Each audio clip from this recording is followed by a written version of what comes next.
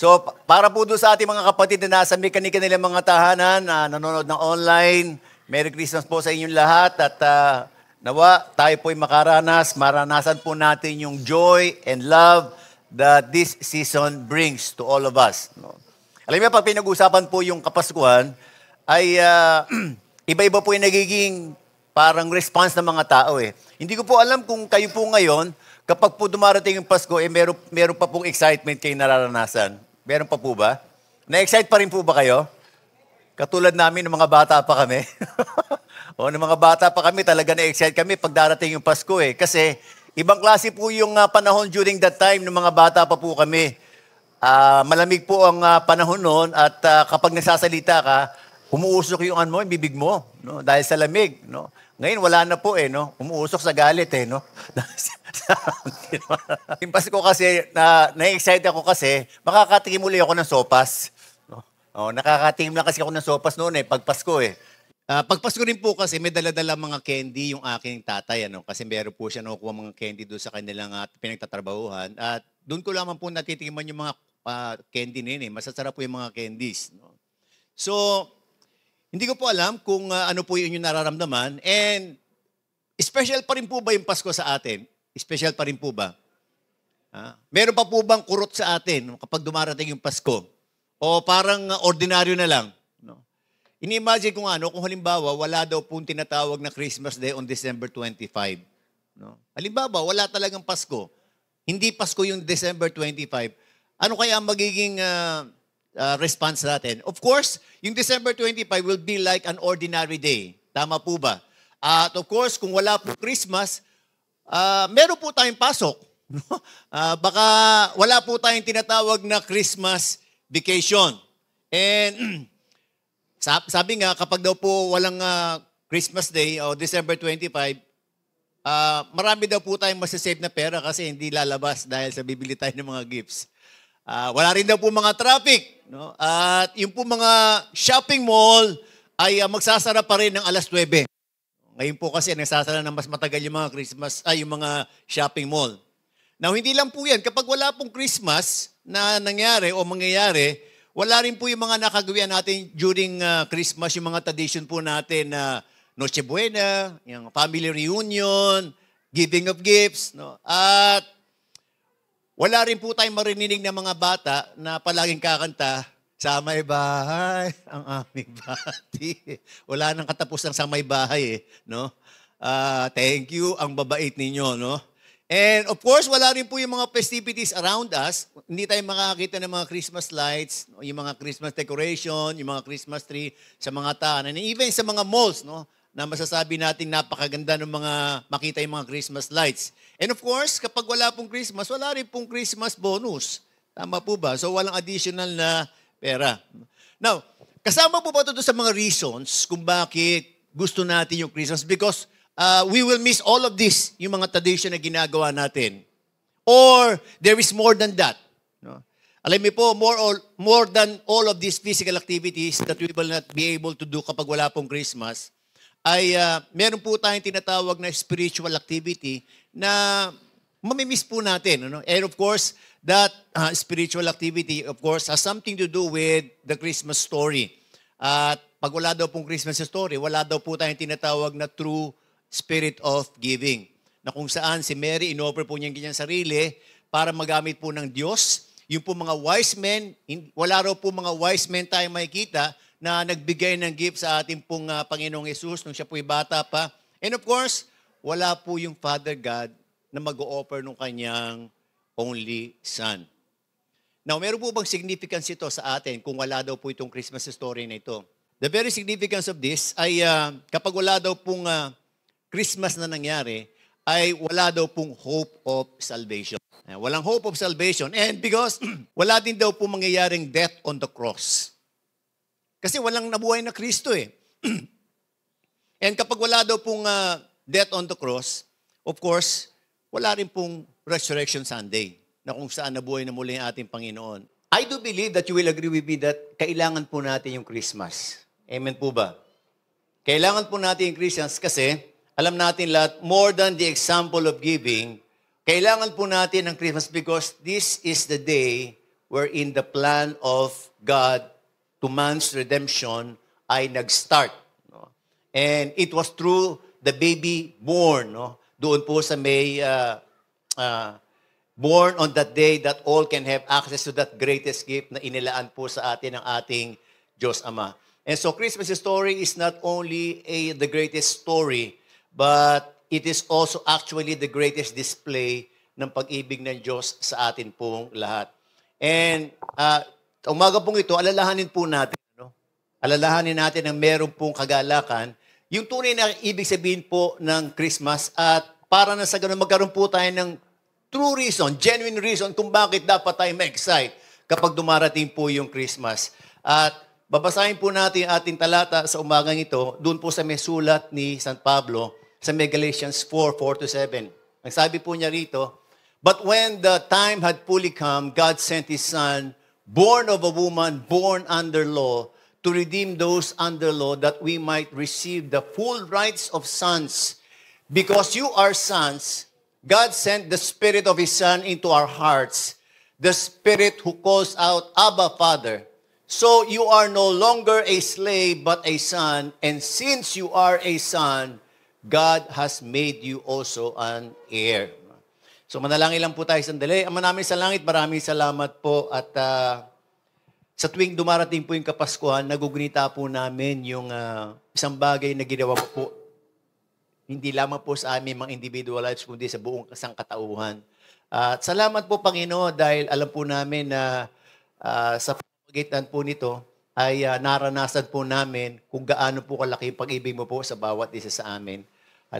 Hayaan mo, Panginoon, na sa aming po pag-aaral ngayon ay mapuspos po kami ng pag-ibig na yan na ipinagkakaloob sa bawat isa. Salamat po, itong aming panalangin sa pangalan ni Jesus. Amen. Dito po sa binasa natin, makikita natin wala po tayong makikitang word na Christmas. No? Pero I do believe na dito pa lamang po makikita natin that this is the time na kung saan dumating po yung tinatawag nating Christmas Day where Jesus Christ was born. And from this, gusto ko pong makita natin, naglagay po ako ng acronym, kung ano po ibig sabihin ng Christmas. At pagpasensya nyo na po yung aking acronym, kahit pinilit lamang po, at dalawang linggo ko rin po ito pinag-preparan. Okay. Christmas means Christ, the Holy Redeemer, had incarnated through the Spirit to totally provide mankind's adoption and salvation. Ayan, no? So, kung meron po akong gustong iuwi ninyo sa umagang ito, ay itong tunay na ibig sabihin po ng Christmas. Hindi po, in Christmas po, hindi tungkol kay Santa Claus, hindi tungkol sa mga gift-giving, but it's all about the incarnation ng ating pong Panginoong Yesus, na kung saan nag-provide siya doon tinatawag nating full mankind's adoption and salvation. No? Now, alam natin lahat na before, nung wala pa po yung Christmas na yan na dumarating, lahat po tayo ay kaaway ng Diyos. At tayo pong lahat ay slave or in bondage of sin. At nung dumating po yung ating Panginoong Yesus, when He was born, nagkaroon po ng way para magkaroon ng panibagong pag-asa yung mga tao. No? Now, siguro konting background lamang po doon sa binasa natin sulat, doon sa may Galatians. Alam natin lahat ng author nito ay walang iba kundi si Paul. At ang audience po nito ay yung mga Christians doon sa may Galatia na kung saan combination po ng mga Gentile at saka ng mga Jewish members. Now, ano po ba yung purpose kung bakit po sinulat yung Galatia? Now, isinulat po ito to correct the error that the church have embraced, ito pong Galatia, no? In relation to the message of the gospel. Sila po ay tinuruan ni Pablo, pero meron po mga dumating na mga false teachers at nagturo po sila ng ibang katuruan doon sa itinuro ni Pablo. At nagtuturo po itong mga false teachers that besides Jesus, kinakailangan ay sumunod sila doon sa mga patakaran ng Jewish custom para sila po ay maligtas. And included in this ay yung circumcision. And so, si Pablo po, in order to correct this error, he spent 2 chapters in explaining, no, in defending that issue, no, na kung saan mali yung gospel na kanilang ini-embrace. At in chapter 3, he began to deal into the heart of the error na yung justification daw po ng bawat isang Kristiyano na tumanggap sa ating Panginoon ay it comes by faith and not by works under the law. Because sinasabi po ni Pablo na sila ay nakalaya na doon sa may supervision noong batas at sila po ngayon ay magkakaroon ng kaligtasan. Hindi kinakailangan sundin yung mga Jewish tradition. Now, in-emphasize po ni Pablo that the Christian's commitment to Christ is based on a free gift of grace through faith, pero ang normal result daw po nito should be a life of walking by the Spirit at hindi po walking in legalism. Or kaya naman, kasi po meron pong dalawang extreme na pwedeng puntahan yan eh. Either na they walk in legalism na kung saan dapat sumunod tayo sa mga patakaran ng batas or yun naman po iba ay para bang anything goes kasi led by the Spirit na tayo. Pero alam natin lahat na pag pinag-usapan yung Christian commitment sa ating Panginoon, it will always result in a life walking by the Spirit. At yung walking by the Spirit po, hindi po ito anything goes because ito po ay nagkakaroon din ng malinaw na pagtalima doon sa inuutos ng ating pong Panginoon. Now, in-explain po further ni Pablo yung purpose ng batas, kung bakit ibinigay po yun sa mga tao. In Galatians, sabi po rito, before this faith came, yung sinasabi po ni Pablo na kung saan dapat tayong maligtas, before this faith came, we were held prisoners by the law, locked up until faith should be revealed. So the law was put in charge to lead us to Christ that we might be justified by faith. Now that faith has come, we are no longer under the supervision of the law. Now, sa ibang translation po, makikita natin, yung verse 24 to 25, ganito po yung pagkakasabi. Wherefore, the law was our schoolmaster, to bring us unto Christ that we might be justified by faith. But after that faith is come, we are no longer under a school master. No? So ginamit po ni Pablo yung word na schoolmaster at ito pong schoolmaster, ang ibig po sabihin nito, it came from the Greek word which means a servant whose office was to take the children to school or to tutor or to instruct a children. So ganun daw po yung ginawa ng batas sa atin for the time being, doon sa mga Israelita during their time. It became their schoolmaster at sila po ay tinuruan para na sa ganon itong batas na ito na nagsisilbing katuruan sa kanila ay mailid sila sa pamamagit to Christ. No? Pero alam natin hindi po ganon na naging effect nung batas sa mga Hudyo during that time. Ang nangyari po doon sa may batas ay para bang naging burden sa kanila at para bang hirap na hirap silang sumunod. No? Kaya po, dumating po yung tinatawag nating faith na sinasabi ni Pablo rito. Nung dumating po yung pananampalatayang sinasabi ni Pablo rito, when the time had fully come, no? Dumating po yung ating Panginoong Jesus precisely at the moment na dinesignate ng ating pong Panginoon. And ito pong occasion na ito, nung dumating po yung ating Panginoon, ang sinasabi ni Pablo sa kanila, God put an end to the time given for mankind to be under the law by sending His Son in order to fulfill all the demands of the law. So parang sinasabi sa kanila, nung dumating yung ating Panginoong Yesus, hindi na nila kinakailangan i-fulfill yung demands of the law because sa experience ng ating Panginoon, hindi nila nakaya na i-fulfill. At so, yung pagdating po ng ating Panginoon is for Him to be able to fulfill all the demands of the law. And so, since ang ating pong Panginoon na napupulfill ng tinatawag nating demands of the law, they are now under the supervision of Christ.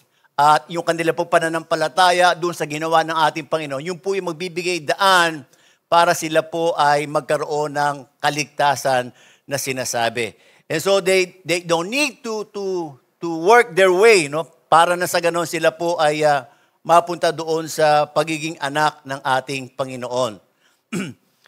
Now, kung titingnan po natin mga kapatid, ito pong fullness of time na to ay masasabi nating na-prophesy yan eh. No? Noon pa man. No? At makikita po natin sa may Genesis 3:15. Sabi doon, I will put enmity between you and the woman and between your offspring and hers. He will crush your head and you will strike his heel. No? So, from that moment, no, na ipinoclaim po yan doon sa may Genesis, mga kapatid, yung pong clock has already been set. At yung time of waiting for that offspring to be born ay nag-umpisa na po. Now, ang tanong natin, gaano katagal naghintay para mapulfill yung prophecy na yan up to Christ?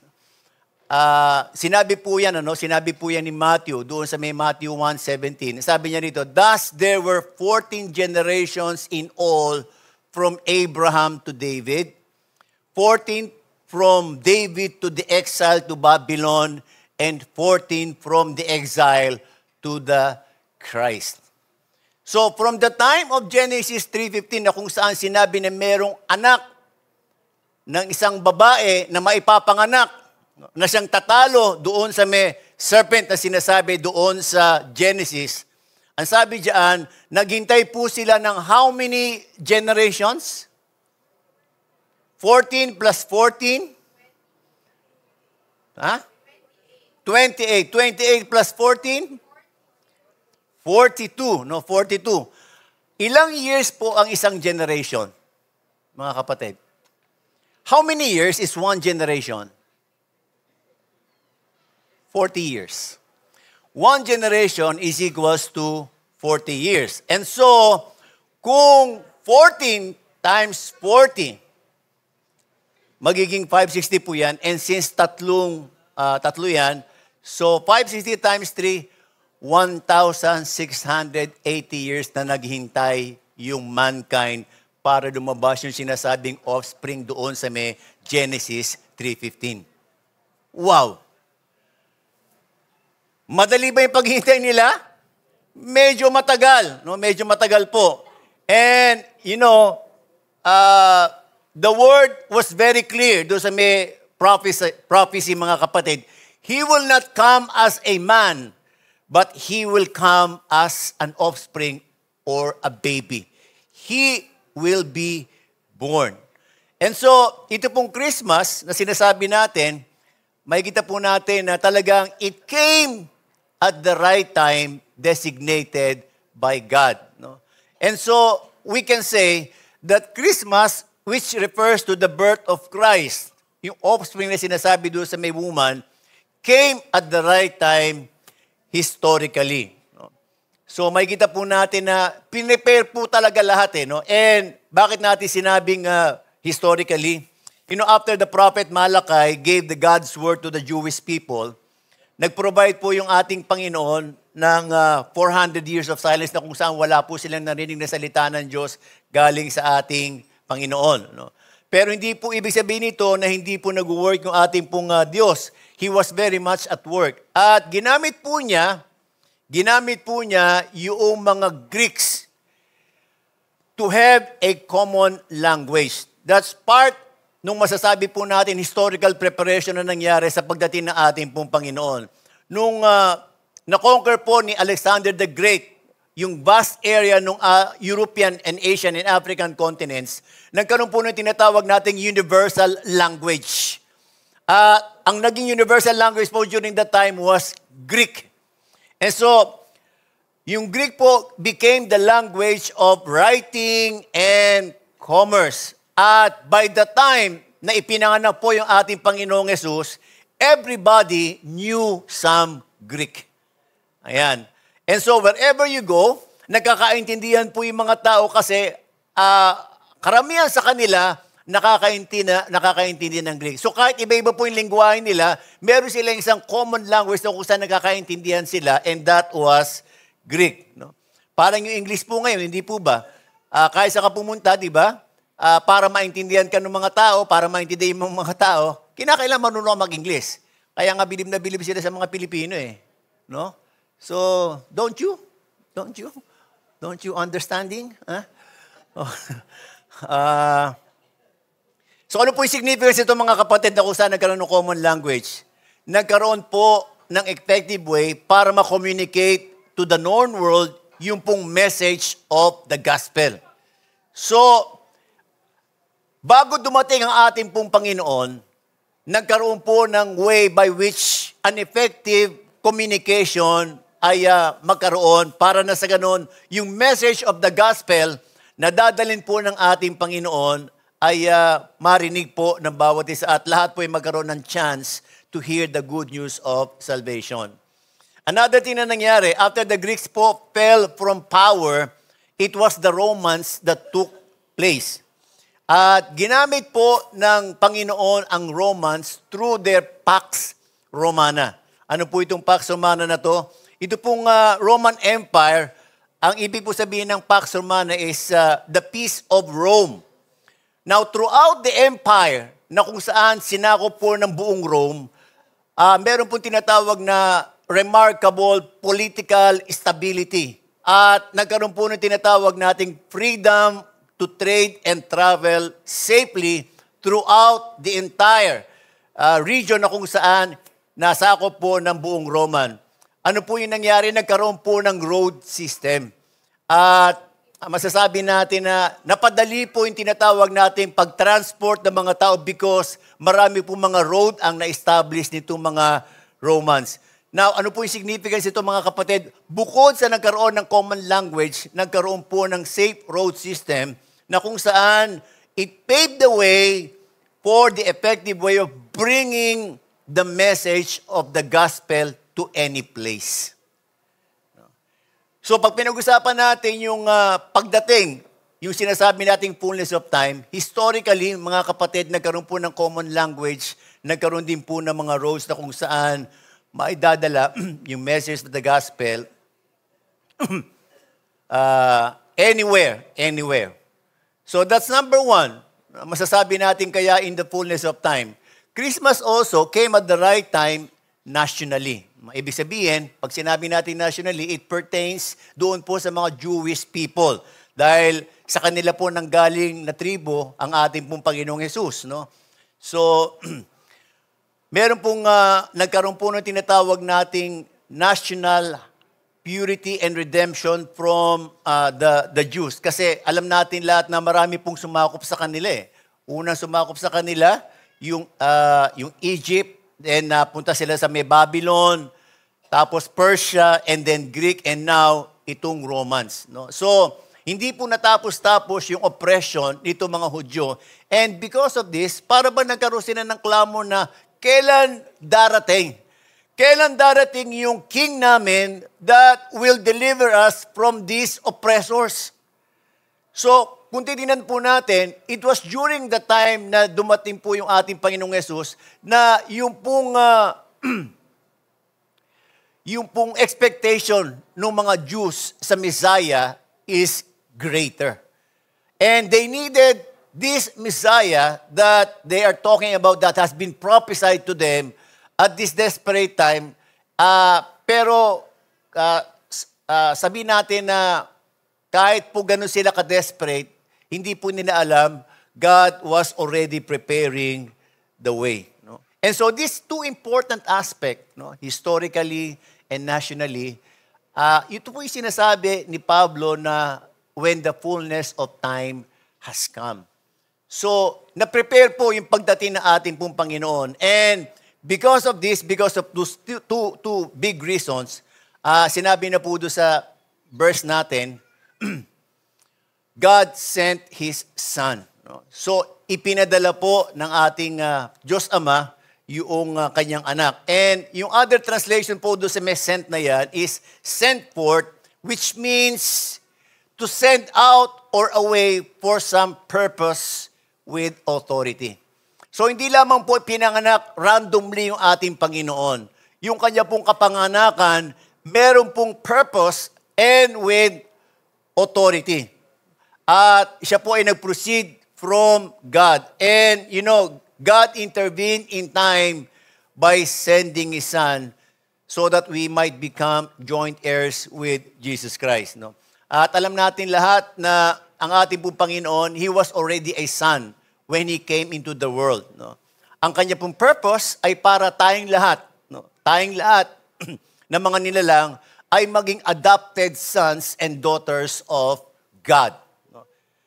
He was already a son, no? But he came so that we can have an access to become adopted sons and daughters of God.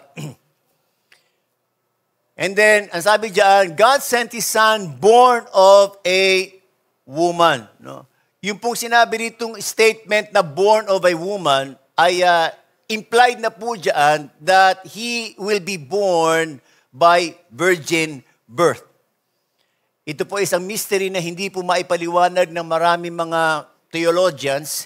Hindi po nila maintindihan kung papaano maipapanganak ang isang bata na hindi naman nakipagtalik yung babae sa isang lalaki.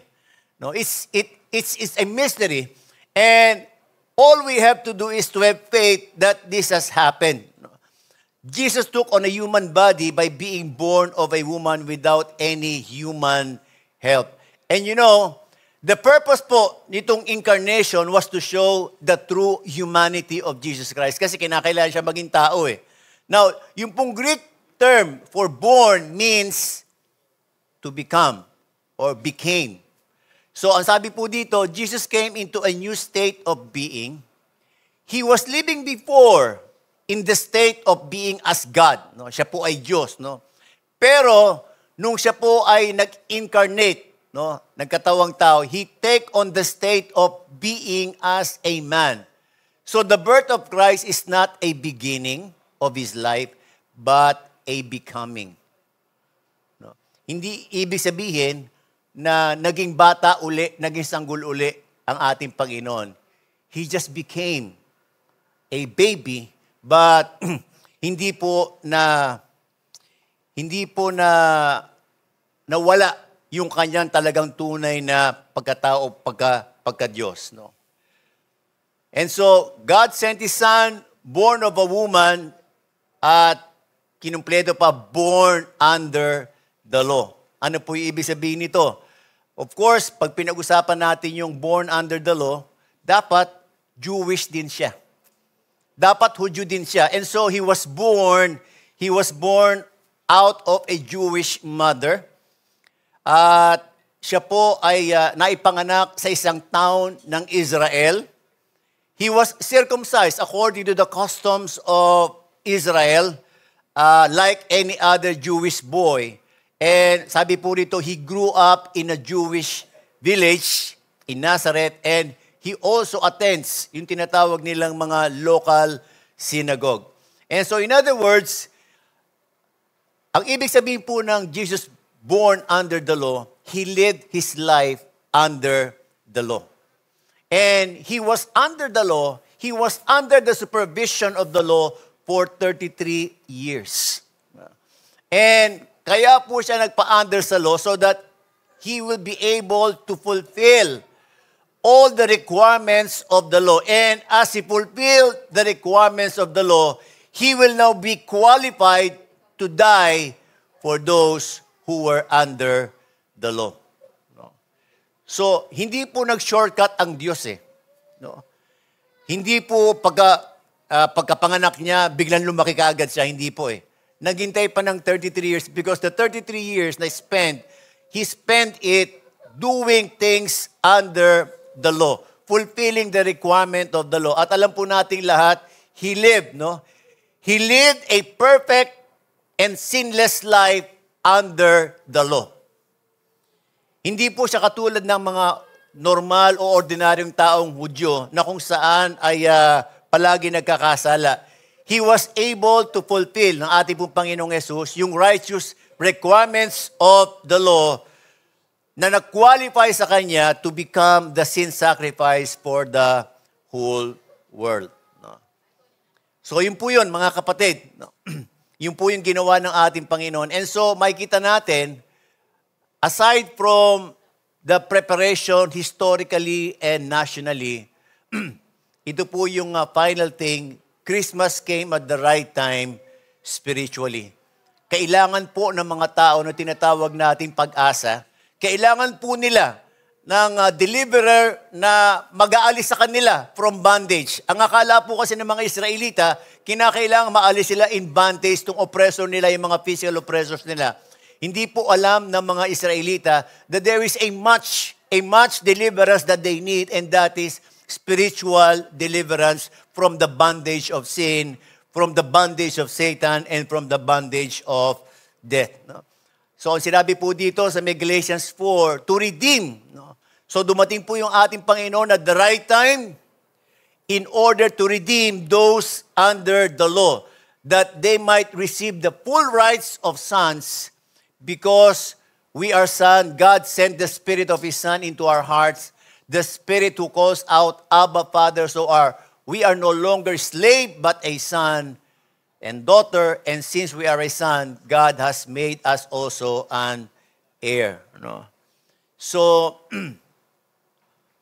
yung pong inheritance na to, mga kapatid, ang inheritance po natin, walang iba kundi ang ating pong Panginoon. And alam natin lahat, it took 33 years after Christmas para magkaroon po ng reality yung sinasabi po dito sa may statement nito, dito sa Galatians 4:5-7.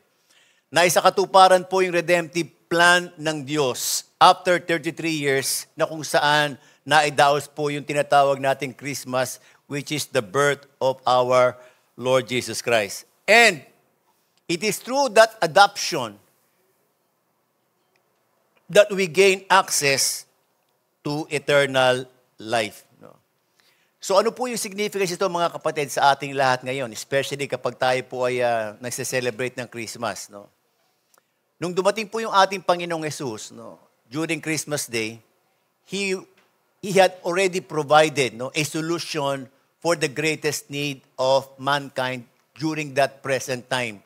At hindi lamang po nag-provide ng solution of hope, no, sa mga tao during that present time.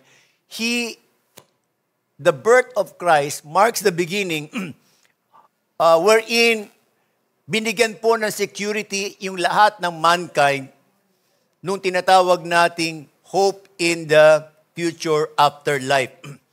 Doon sa lahat po ng mga mananampalataya sa ating Panginoong Yesus, binigyan po sila ng assurance of security ng afterlife. So, masasabi po natin ng Christmas Day po, it marks the beginning of new hope, new life for all people. And so, kung wala daw pong Christmas, wala daw po tayong po pwedeng sabing new beginning bilang mga tao. Wala po tayong masasabing bagong pag-asa, no, bilang mga tao. And 33 years after the birth of our Lord Jesus Christ, naganap po yung tinatawag nating reality nung pangako ng ating Panginoon na mabigyan tayo nung pag-asa na hindi lamang po tayo rito pagpapalain sa present time, present world, kundi pagpapalain po tayo in the afterlife. No? And dahil ba sa ganon ay nagmamatter po ba dapat sa atin yung Christmas? Well, I believe it should matter most for all of us. Kapag dumarating po yung Christmas, dapat po may isip natin, hindi lang siguro yung mga festivities. Christmas matters to me because life matters to me much. Kasi alam natin lahat, mga kapatid, ang binigyang diin ng Diyos nung ibinigay po niya yung Christmas ay yung buhay natin. Gusto po ng ating Diyos Ama na maranasan po natin yung fullness of meaning of what life is. Hindi ko lang po ma-imagine kung wala pong Christmas na nangyari.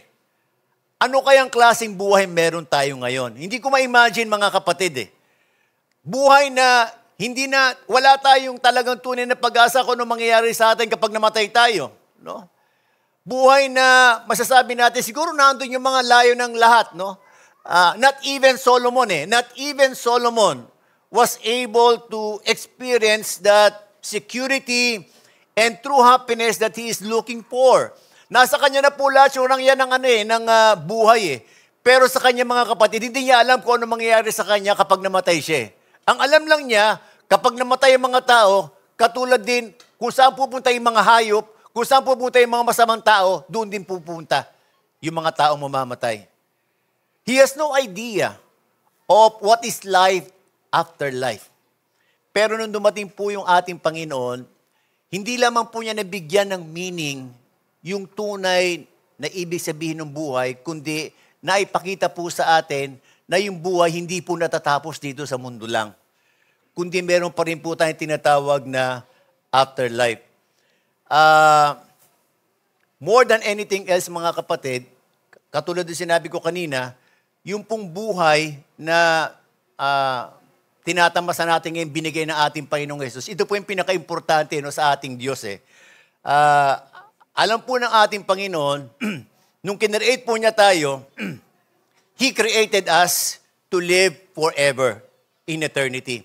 Kaya lang, ayaw po ng ating Panginoon na nasa langit siya, nandun yung mga anghel, libu-libu mga anghel, pero gusto po ng ating Panginoon na yung lahat ng kanyang kinreate ng mga tao in His image and likeness, makasama rin po niya doon sa may langit. So that was the very purpose why Christmas came to us.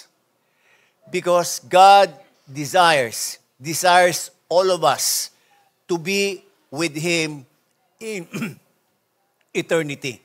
And ako po, sabi ko nga kanina, I cannot imagine yung aking sarili na wala pong nangyaring Christmas. Kasi, alam ko na kung walang Christmas, wala po yung senaryo na kung saan, pag namatay ako, mabubuhay ako ng walang hanggan, nakasama ko ang Diyos doon sa eternity. Wala po yung ganon. But because Christmas came, nagkaroon po ng possibility na mangyari yon. And I do believe na it's all but proper, mga kapatid, na kapag dumarating po yung Christmas na yan, dapat daw po na-excite tayo, hindi dahil sa marami tayong mga festivities. Alam natin lahat kapag dumating yung Christmas, natapos na naman ng isang araw, isang taon . At kapag natatapos yung bawat taon, mga kapatid, mas napapalapit po yung time na kung saan makakasama natin yung ating Panginoon sa eternity. Kapag nabibigay po ako ng funeral service o ng wake service, isa po sa mga sinasabi ko doon ay marami daw po mga tao kapag tinanong mo sila, handa ka na bang mamatay? Iba-iba po yung naging response ng mga tao . Yung ibang mga tao sinasabi nila, ayoko pang mamatay kasi ang dami ko pang pangarap sa buhay . Gusto ko pa makita yung aking mga apo at gusto ko pa makita yung apo ko na magse-celebrate ang kanyang 18th birthday. So marami mga tao ay nila mamatay kasi marami pa silang mga gustong gawin sa kanilang mga buhay. Meron naman ibang mga tao, pag tinanong mo kung gusto nila mamatay, sinasabi nila, oo, gusto ko nang mamatay. Ano ba tawag dito? Naalala ko to si Ronaldo Valdez. Yung iba sinasabi nila, gusto ko nang mamatay kasi hirap na ako dito sa may buhay na ito. Diba? Ang dami-daming problema, hindi na matapos-tapos. Gusto ko nang i-end itong buhay na ito. So marami po mga tao, marami silang mga reason kung bakit gusto nilang mamatay. Pero alam niya mga kapatid, yung isang tao na alam niya yung tunay na ibig sabihin ng Christmas, kung bakit nagkaroon ng Christmas, kapag tinanong mo sila kung bakit gusto nilang mamatay, ang sasagot po nila sa inyo, gusto ko nang mamatay kasi gusto ko na makapiling yung Diyos na nag-create sa akin in eternity. Diba? And so Christmas reminds us something na merong ginawa ang ating Diyos once in this generation na kung saan binigyan niya ng halaga yung buhay natin, hindi lamang yung buhay natin dito, kundi magiging buhay natin doon sa kalangitan. And kung meron po isang bagay na dapat ma-excite tayo pag pinag-usapan ng Christmas, it's that reality. God would want us to be with Him in eternity when after we die, in the afterlife. Amen po ba? So with that, mga kapatid, Merry Christmas sa inyong lahat. Manalangin po tayo. Manalangin po tayo. Ama namin sa langit, maraming salamat po at muli mong ipinaalala sa amin ang tunay na kahulugan kung bakit nagkaroon po ng Christmas. Lord, marami pong ibang mga denomination, they don't celebrate Christmas. At hindi po namin tatanungin kung bakit ganun po yung kanilang paniniwala. Pero sa amin po mga kapatid, alam namin ang tunay na ibig sabihin ng Christmas. Ito po yung time na kung saan inopen mo po yung door para na sa ganon kami po bilang mga anak mo ay hindi lamang po magkaroon ng pag-asa, hindi lamang po magkaroon ng meaning yung buhay namin dito sa lupa, kundi magkaroon po kami, Panginoon, ng iba yung anticipation and expectation of what will happen, Panginoon, doon sa afterlife. Because we know, oh God, na yung mga kasiyahan po namin dito sa may present world na nararamdaman namin, kung meron man po kami mga problema, meron po kami mga struggles dito, Lord, alam namin in the afterlife, everything, Panginoon, will become perfect, Panginoon. Even our bodies, Panginoon, will become perfect. At salamat po sa reality na yan, Panginoon, that every time na darating po yung Christmas time, Lord, alam po namin, nababawasan po yung oras namin dito sa may lupa at we continually anticipate yung aming pong araw, Panginoon, yung oras po namin na igugul po namin sa iyo kasama doon sa eternity.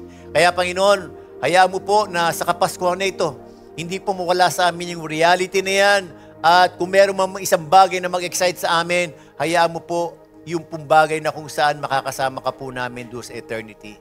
Marami pong salamat. Ito pong aming sama-samang panalangin sa pangalan ni Jesus. Amen. Amen.